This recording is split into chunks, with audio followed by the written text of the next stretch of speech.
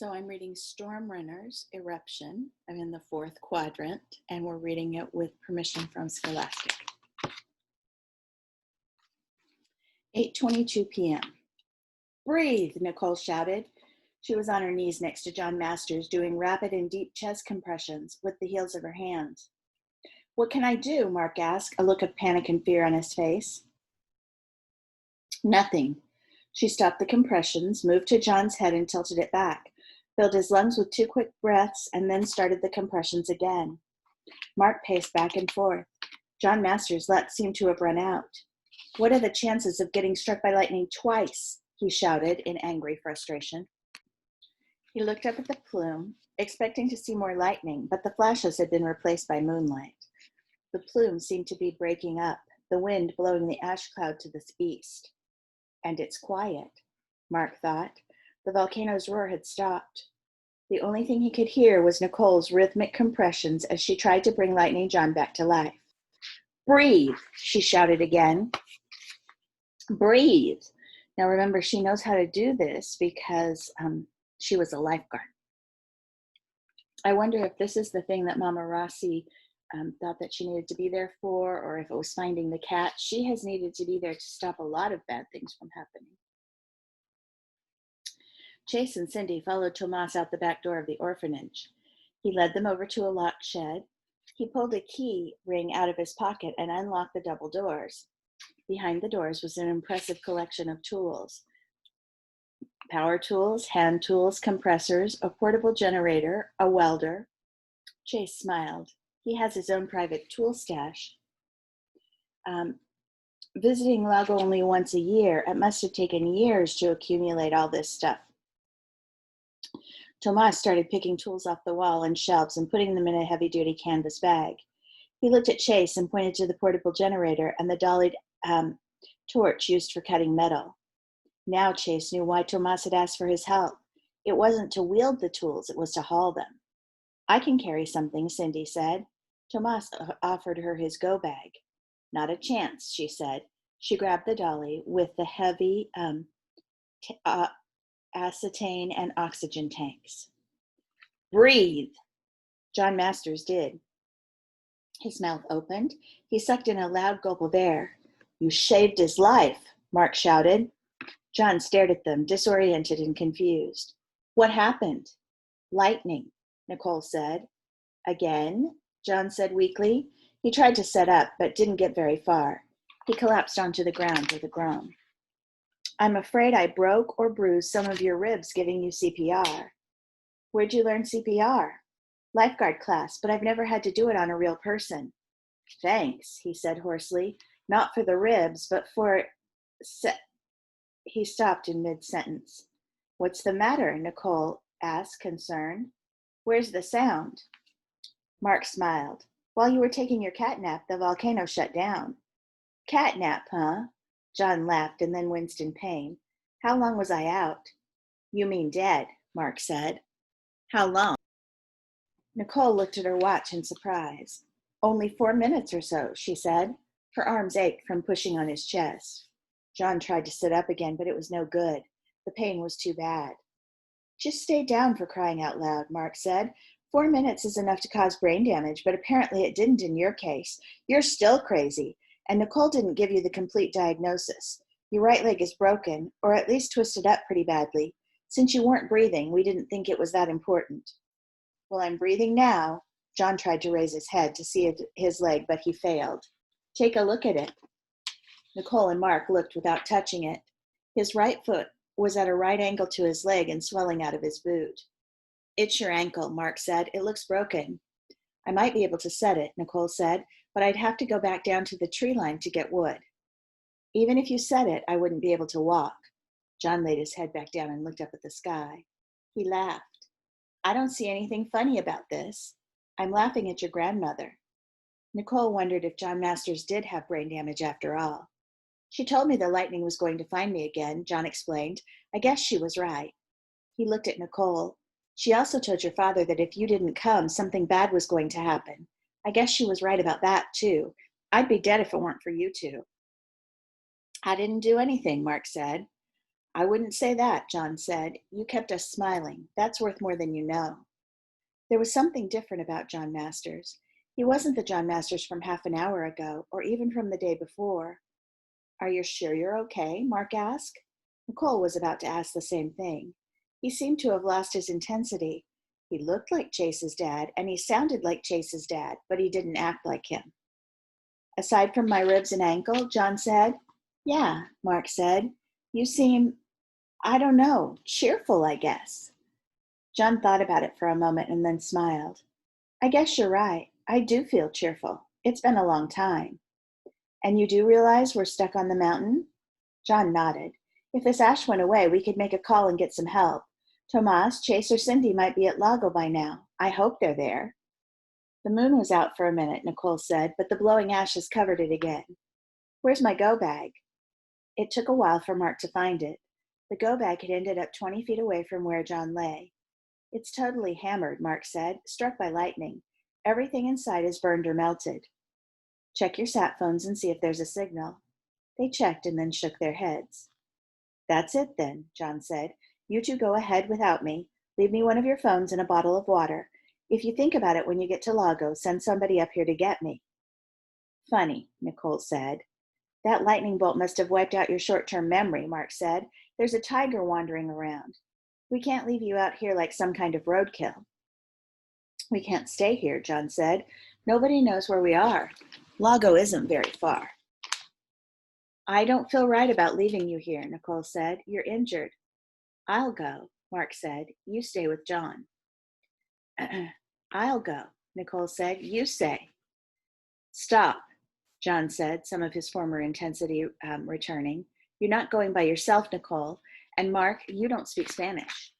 I'm sure someone in Lago speaks English and enough for me to make them understand that we need help. You're wasting time. No more debate. Give me your phone, Mark. Mark fished his phone out of his go bag and handed it over. Nicole gave him a bottle of water. I still don't feel right about this, Nicole said. Just go, John said. Mark set something down next to him. What's that? John asked. It's the camera. Keep an eye on it for me. Will do, John said. He listened to them walk away. Cheerful, he thought. It's more than that. Content is more like it. The first bolt of lightning took something away from me.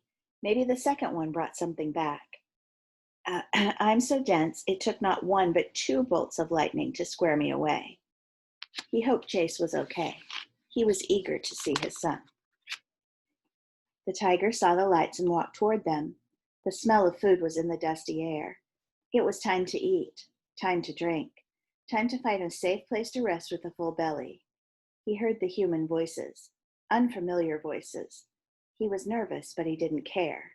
Hunger drove his fear away, and his paws towards the dancing lights.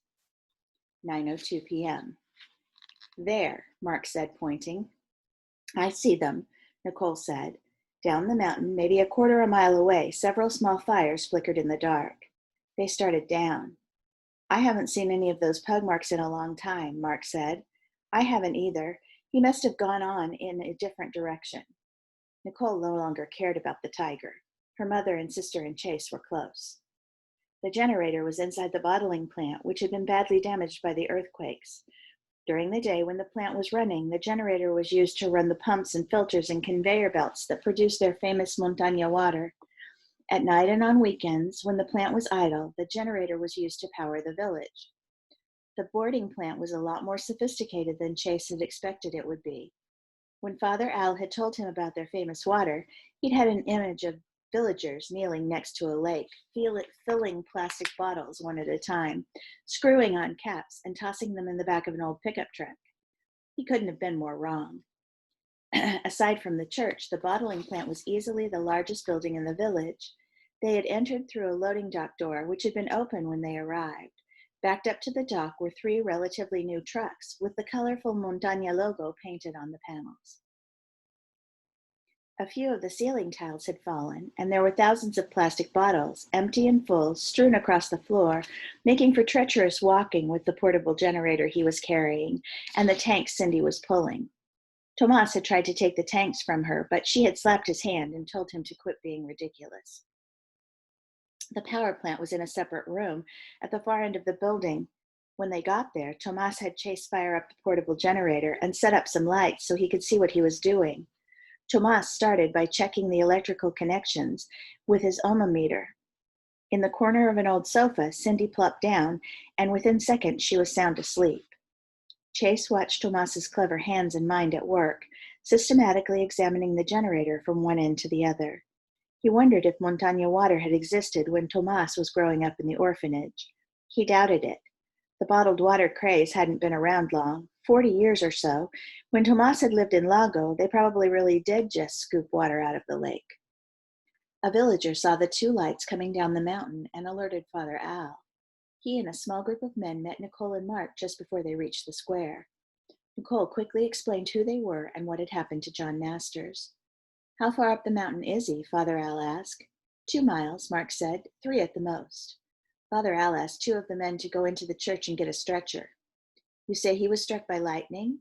"Yes," Nicole said. "And he lived?" "That's right," Mark said. "And it's not the first time he's been struck." "A miracle," Father Al muttered and crossed himself.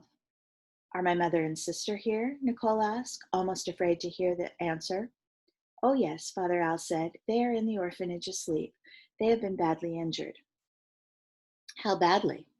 "Your mother is worse off than your sister, but if we can get her to a hospital soon, I think she will recover." Nicole looked at Mark. He smiled. "Don't worry about it. I'll take them up to retrieve Lightning John." "Thank you, Mark." She gave him a hug and then turned to the priest. "Where's the orphanage, Father?" "Behind the church, but please try not to wake them. At this point, sleep is the best medicine. In fact, it's our only medicine until we get them to a proper facility." Nicole smiled and started towards the square, but she didn't go far. She froze in mid-step. "Oh, no." "What?" Mark hurried over and looked down. He swore. Father Al joined them, but didn't understand what they were staring at on the ground. "There's a tiger in the village," Nicole said as calmly as she could. "We need to get everyone into the church until we find out where it is." 9:36 p.m. Tomas waved Chase over and showed him a handful of fuses. "In the shed," he said, "in a red box. Bring the box." Chase smiled. He always had liked Tomas's way of communicating, clear and concise. "I'll bring them right back." He headed out of the generator room towards the loading dock, happy to have something to do, and hoping that the fix was as simple as a new fuse. An odd sensation overcame him as he walked past the conveyor belt. He stopped. The hair on the back of his neck prickled. He felt the same unpleasant sensation that he had felt not 2 days before. Something was watching him. He could feel its eyes on him. It can't be. He slowly moved his headlamp around the huge room. Bottles, boxes, equipment, and enough shadows to hide an elephant. "It's my imagination. I'm just tired. I'm having a flashback." But he knew none of that was true. There was a tiger in the building. Nicole had told him that the most important thing was containment, but he didn't think she meant to contain the animal in the same container you're standing in. At the farm, they'd had a shotgun and a tranquilizer. Now he had nothing. Cindy and Tomas have less than nothing, and they don't know that the tiger is here. He looked behind him. The light shined through the generator door. He looked in front of him at the loading dock door, midway. If he made a run for the generator room and slammed the door, the tiger could leave the building. There were people in the square. The church door was open. The orphanage door was open. The tiger could go wherever it wanted. The loading dock door was a roll-up with a pull chain on the side. If he managed to get there without getting mauled, the tiger would be between him and the open generator door. Cindy was sound asleep, and Tomas might not understand if Chase shouted for him to close the door. Besides, Chase knew him well. Tomas wouldn't close the door without an explanation. If he thought Chase was in trouble, he would step out into the open and take on whatever it was. Not even Tomas's clever hands can stop a tiger. What are the chances of this happening twice, he asked himself, about as likely as being struck by lightning twice. Paranoia. I'm being ridiculous. Just then he heard the crunch of something heavy stepping on empty plastic bottles.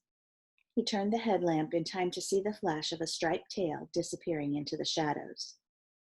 They managed to get everyone into the church without too much panic. Most of the villagers believed they were being herded inside because of the volcano.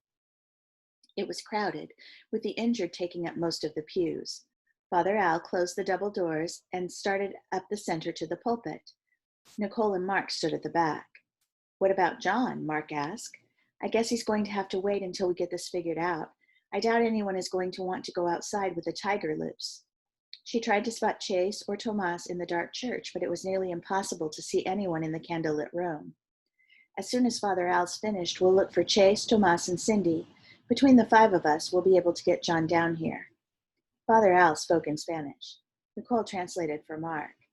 "Thank you for being calm," he said, his deep voice filling the large church.